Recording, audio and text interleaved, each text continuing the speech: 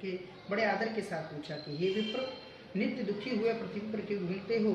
श्रेष्ठ ब्राह्मण, ये सब मुझसे कहो, मैं सुनना चाहता हूँ। तब ब्राह्मण ने कहा कि मैं निर्धन ब्राह्मण हूँ, भिक्षा के लिए पृथ्वी पर मारा मारा फिरता हूँ। हे भगवान, यदि आप इसका कोई उपाय जानते हो तो कृपा करके मुझे कहो। तो वृद्ध ब्राह्मण बोले कि सत्यनारायण भगवान मनवांछित फल देने वाले हैं, इसलिए हे ब्राह्मण, तुम उनका पूजन करो, जिसके करने से मनुष्य समस्त प्रकार के दुखों से छूट जाता है, उनका पूजन कीजिए। ब्राह्मण को व्रत का समस्त विधान बतला करके बूढ़े ब्राह्मण का रूप धारण किए हुए सत्यनारायण भगवान वहां से अंतर ध्यान हो गए।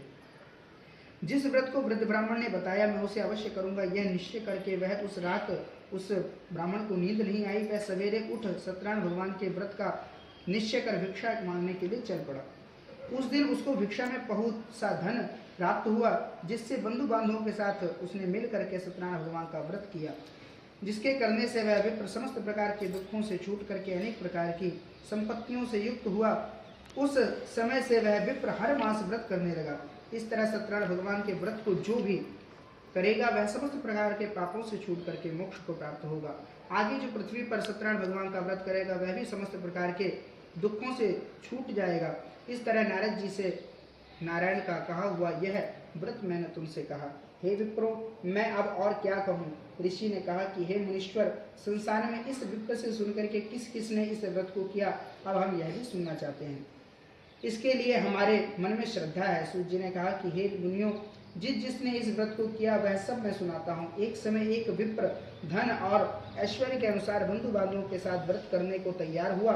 उसी समय एक लकड़ी बेचने वाला बूढ़ा आदमी वहां पर आया और बाहर लकड़ियों का गट्ठर रख करके विप्र के मकान में चला गया। प्यास से दुखी लकड़हारा उसको व्रत करते हुए देख करके विप्र को नमस्कार करता हुआ कहने लगा कि आप यह किसका व्रत कर रहे हैं, क्या कर रहे हैं, इसके करने से क्या फल मिलता है, यह सब मनोकामना, इस प्रकार का प्रश्न उसने ब्राह्मण के सामने निवेदित किया। तो ब्राह्मण ने उसकी व्याहलता को देख करके कहा कि यह सब मनोकामनाओं को पूर्ण करने वाला सत्यनारायण भगवान का व्रत है।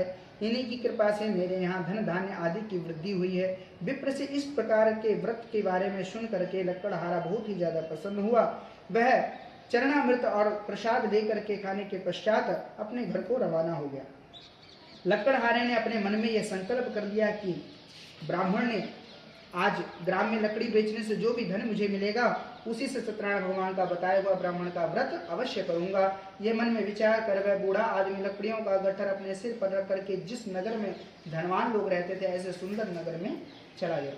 उस रोज वह वहां पर उसने उन लकड़ियों का दाम पहले दिन से 4 प्राप्त हुआ और वह बूढ़ा लकड़हारा दाम को लेकर के अति प्रसन्न होकर के पके केले और घी इत्यादि, दूध, दही, गेहूं का चूर्ण इत्यादि ले करके सत्यनारायण भगवान के व्रत की कुल सामग्री एकत्रित करके अपने घर को चला गया। फिर अपने अपने भाइयों को बुला करके विधि के साथ भगवान का पूजन और व्रत किया। उस व्रत के प्रभाव से बूढ़ा लकड़हारा धन धान्य पुत्र आदि से युक्त हुआ और संसार के समस्त सुखों को भोग करके मनोप्रांत वैकुंठ को प्राप्त हुआ। सत्यनारायण भगवान की जय।